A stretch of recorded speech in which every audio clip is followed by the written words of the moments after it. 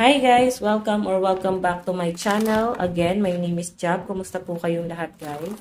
So by the way guys, maraming salamat po pala sa walang sawang pagsubaybay sa ating pong daily love reading, and kung ikaw ay bago pa lang sa ating channel, mag-subscribe na po kayo, then i-click mo na rin yung ating notification bell para lagi kang updated sa ating mga bagong upload. So titignan natin guys, kanino ba itong love reading na masasagap natin ngayon?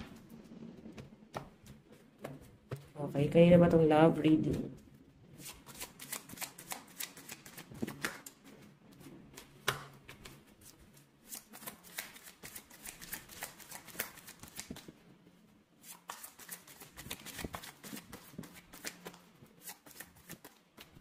So guys, meron tayong King of Cups. So someone na iniisip-isip ka. May nakikita ako ditong energy na parang pinapantasya ka nitong taong to.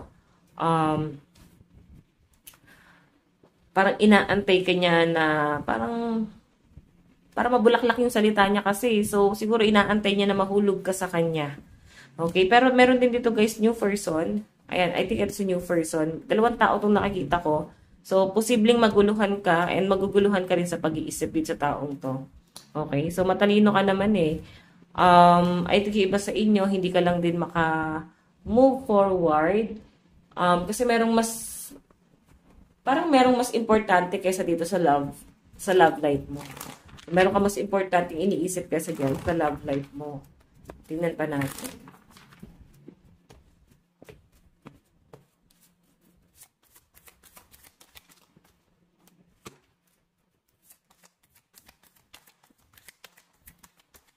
Oops. Meron tayong 3 of Pentacles. Okay, nalaglag din to. May nakikita ko ditong someone na nadala siya sa bugso ng damdamin niya, guys. Na parang hindi niya pinag-isipan yung mga pwedeng mangyari. Kasi itong someone na to, nilagay ka niya sa third party situation. No? May cheating talaga. Yun yung malinaw dyan. Kung makita niyo, guys, 3 of Pentacles. So. Nawalan siya ng time sa inyo, itong person na iniisip mo pa rin. So, sabi ko nga is, gusto mo na maka-move on, gusto mo nang wag isipin pa tong taong to, kasi meron nga mas importante pa kaysa sa love. Pero ang laking impact nito sa inyo, lalo na sa pang-araw-araw mo is, malaking, balakid siya sa inyo, hindi ka totally makapag-focus. And itong person na to guys, nawala siya ng time sa inyo, nagkaroon siya ng third party at mas binigyan niya ng importansya or attention yung taong yun. And medyo manipulative na magician. So, nakikita ko rin guys na parang minamanifest ka nitong taong to. Pero may nag-iisip din sa inyo ng new person. Pero yun nga, pwede hindi mo siya mabigyan ng time or love, affection kasi merong mas importante kaysa dito. Mas importante pa na, alam mo yun, na mahalin mo na lang yung sarili mo sa ngayon kaysa sa kanila. Kasi malaking impact lang talaga siya sa inyo. Kumbaga, nawawala ka sa focus. Okay, nakikita ko yung pagiging family-oriented mo and goal-oriented mo. Nawawala yon dahil nga nasasaktan ka. Mas umiiral ngayon yung sakit na nararamdaman mo. Tignan pa natin. Meron tayong the Hangman. Ayan, medyo komplikado talaga yung sitwasyon mo sa taong to, guys. Tignan pa natin. Meron tayong Ace of Cups. Nakikita ko naman guys na mahal ka ng person mo and siguro temptation lang din, no? Hindi natin ito tolerate. Na-tempt talaga siya sa iba. Pwede matagal na kayo nagsasama. Hindi niya guys siguro taga-kinaya yung problema niyo kinakaharap. And isa sa pinaka-main issue na nakikita ko dito is pera. Pwedeng hindi niya kinaya yung kahirapan o hindi niya kinaya yung problema. So, yung nakita niya solusyon is magkaroon siya ng iba. So, pwedeng tinalikuran niya yung pamilya niyo, tinalikuran ka niya, inabandon na niya yung pamilyang meron kayo. Ngayon, masyadong komplikado. Nakikita ko sa kanya rito na gusto niyang ayusin ulit yung relasyon niyo. Okay, ayan o, Ace of Cups. Gusto niya ulit maayos to. I think merong nangyayari sa kanya ngayon na matinding problema sa pinili niyang buhay, sa tinahak niyang landas. Pero kasi ikaw, 10 of Wands, yes, nandun yung love, pero gusto mo ng, siguro gusto mo siyang bigyan ng kondisyon na, kaya mo ba kaming ibukod? Kaya mo panindigan talaga yung pamilya? Kasi hindi mo nakikita sa kanya yung paninindigan. Okay? Puro pagtsatsaga yung nakikita ko dito. Magtsatsaga ka sa kanya pero hindi niya kayang panindigan yung pamilyang meron kayo or hindi kanya kayang panindigan eh. So, mapaisip ka na lang, no? Ano ba nagustuhan mo sa taong to? Irresponsible naman pala. Okay, wala naman pala siyang paninindigan. Okay, siguro parang nagstay ka na lang din kasi sabihin natin meron kayong anak, meron kayong pamilyang binuo, marami naman daw nagkakagusto sa'yo, Knight of Cups, oh. Okay, so guys, ito ha, kung pababalikin mo sa buhay mo, itong taong to, parang kumuha ka lang ng ng batong ipupukpok sa ulo mo kasi parang pasakit na naman or pasanin mo pa tong taong to. Okay? Mabait naman pala siya, pero hindi kanya kayang kontrolin. Hindi niya kayang kontrolin yung mood mo. Hindi ka naman magagalit ng ganyan kung itong taong to matino eh. Kung meron siyang kayang panindigan sa sarili niya. So, pwedeng mas inuuna niya yung luho niya, mas inuuna niya yung sarili niya, nang hindi niya kinonsider kung ano yung pangangailangan ng pamilya mo, ng pamilya niyo, nang hindi niya malang tinignan kung ano yung mas importante. Sa ngayon kasi guys, mas importante sa kanya siguro yung pagiging buhay dalaga, binata niya, no? Tingnan pa natin.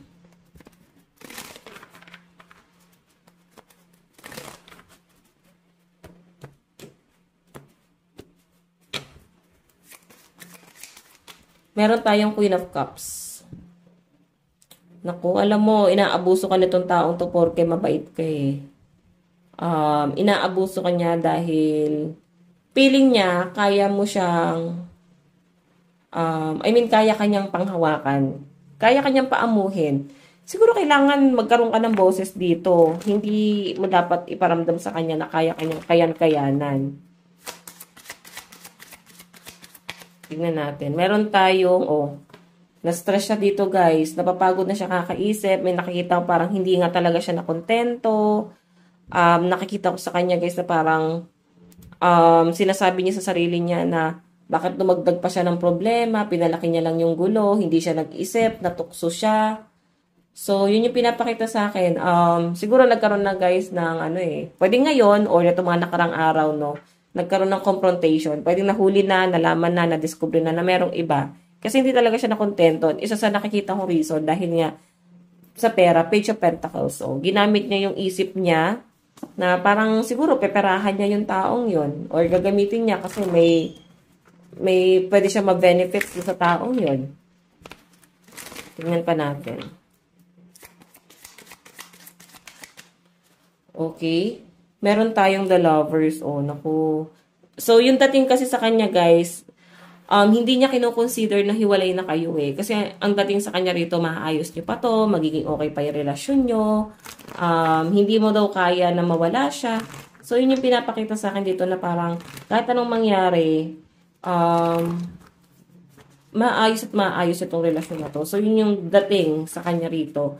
Malakas yung energy ng Sagittarius sa water sign dito. Medyo naging impulsive nga tong person na to kasi nagpadala siya sa bugso ng damdamin, sa temptation, sa tukso. So, ang lakas ng energy, ayan, Sagittarius energy. Ano pa ba? Earth sign, Capricorn, Taurus, and Virgo. Tignan natin.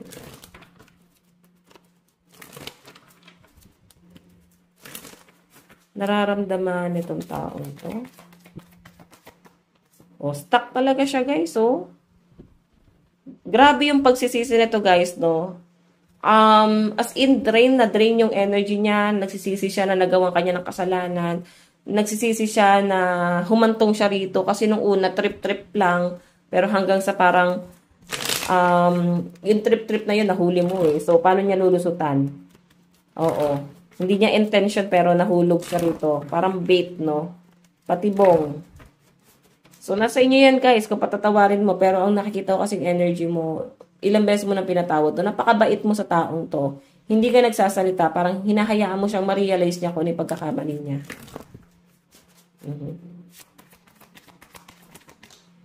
So, meron tayong, ito kasi guys, 5 of Wands eh. Okay, wedding to eh. Siguro kasal kayo or nag-aantay ka ng meron siyang plano or magpakasal kayo. O, pwede naman guys, doon pa nasira, no? Kung kailan nangangarap kayo ng kasalan or nandun na kayo, papunta na kayo sa pangarap nyo, yung papunta na kayo sa stability. Doon pa siya guys nasira. Nagkaroon guys ng malaking issue dito. Yung pinapakita sa akin dito. Okay, ending to oh. Ang daming naapektuhan, ang daming nadamay dito sa gulo na to. So, fire sign energy, Aries, Leo, Sagittarius. And Aquarius, Gemini, dito. Tignan pa natin. Meron tayong Six of Wands eh. But in reverse, no? Kung ganito kasi guys, kulang talaga sa attention at aruga. Pero alam niya sa sarili niya, hindi naman daw siya cheater.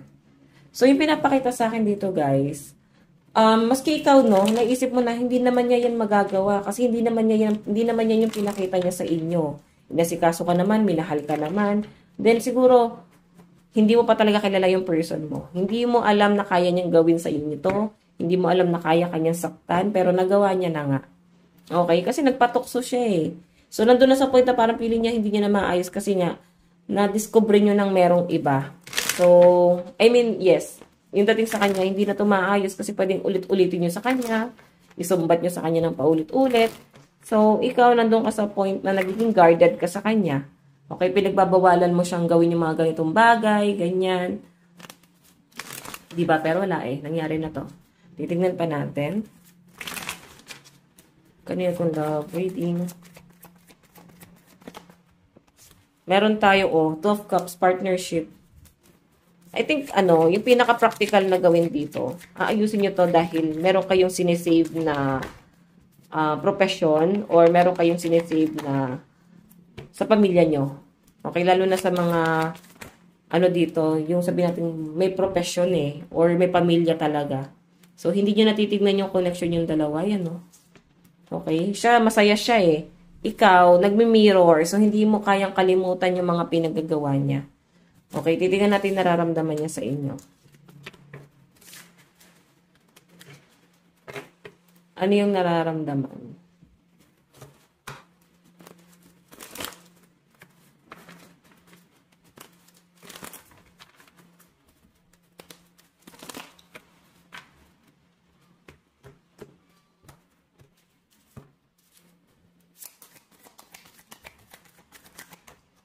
Meron tayong relocation. 10 of Wands. Relocation to, guys. Parang kailangan mo mag-isip-isip. Kasi person mo, guys, gusto niya rin, guys, mag-isip-isip dito. Gusto niya lumipat ng bahay. So, siguro pinagpaplanuhan na niya kasi baka namamyanan lang yung iba sa inyo. Wala siyang ginawang paninindigan. So, may kasama pa rin kayo sa bahay. So, yun yung pinapakita sa akin. And Knight of Pentacles, ayan, no?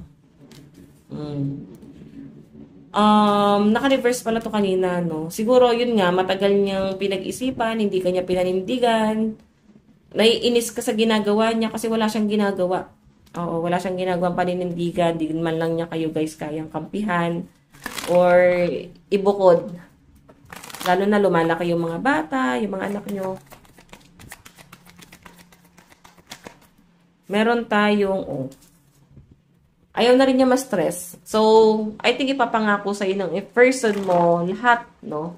Magkaroon lang ng stability sa connection yung dalawa or parang gusto niya ibigay yung assurance na gusto mo. Okay, tingnan pa natin.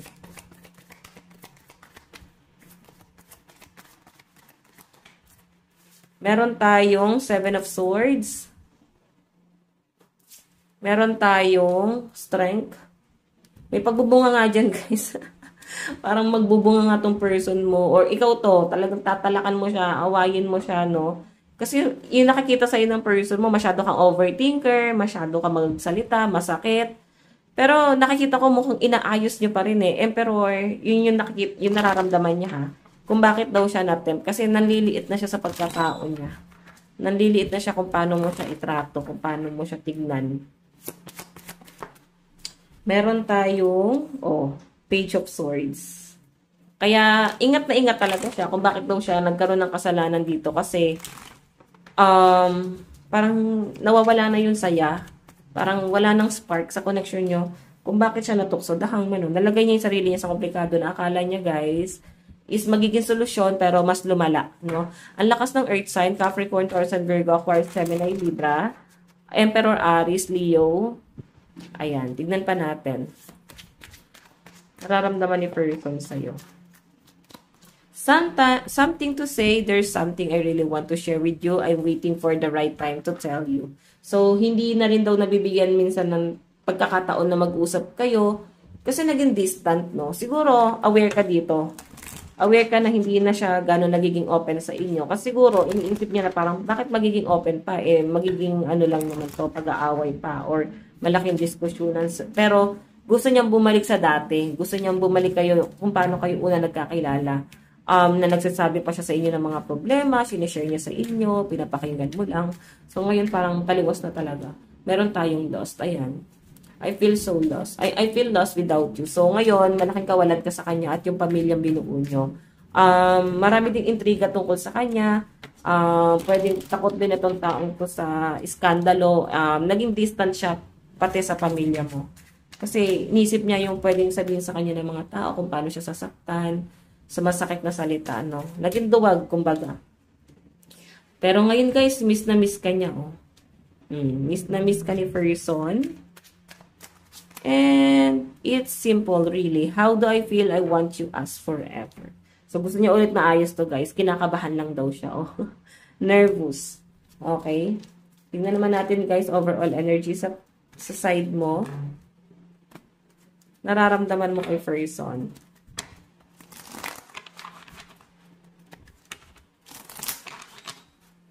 Overall energy, nararamdaman mo. Meron tayong still listening. Actually, nag-aantay ka lang din, no? Na mag-reach out siya sa inyo, nakausapin ka niya kasi papakinggan mo naman siya, eh. Okay, meron tayong need time to heal. Pero kailangan mo syempre na mag-move on kasi hindi madali para sa inyo yung mga pinagagawa niya. Nasaktan ka, eh. And you're my soulmate. Pero ramdam mo na may kakaibang connection sa inyong dalawa. Have my kids. Ayan. Sabi dito yung bottom of the deck mo. Have my kids.